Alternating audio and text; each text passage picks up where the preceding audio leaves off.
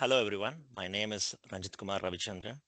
I'm very pleased to present my work at ACT 46th Annual Meeting in Phoenix, Arizona. I'm a scientist too in Altasciences team.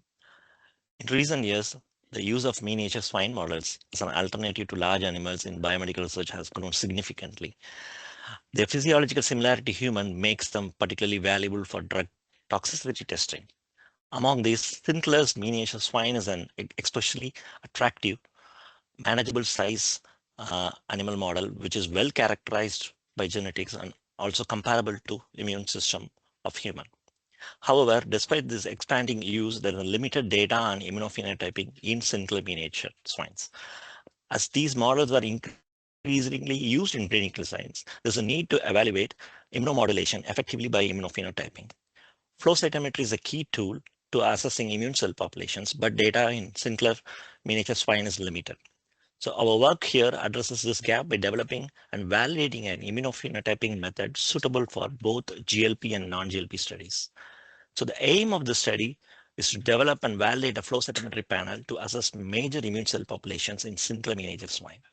So, and also we sought to increase the pre-analysis stability or the fresh sample stability of the whole blood by using structural preservative to support a flexible and efficient sample processing in toxicology studies.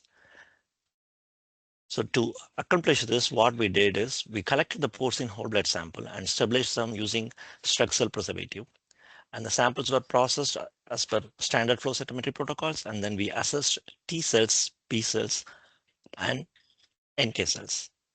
Here, the flow cytometry analysis was performed in BDLS of Fortessa, and the data analysis was performed using FCS Express software. Absolute counts were calculated using dual platform method from the data using ADVIA 120 hematological system. This assay was validated under good laboratory practices, assessing accuracy, precision, linearity, repeatability, and stability to ensure compliance with regulatory expectations.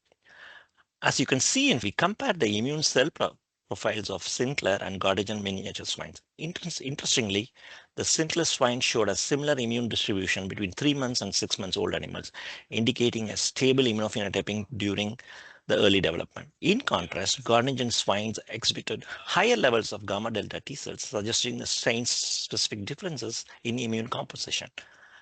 Further, as you can see, we applied a precise standardized gating strategy to ensure consistent identification of each immune cell population across all animals. This validated panel allowed us to characterize different parameters to have an accurate identification and quantification of major immune cell population in miniature swine. Our findings suggested that to stabilize the sample, we used structural preservative and place them in a refrigerator set to maintain at 2 to 8 degrees for 72 hours.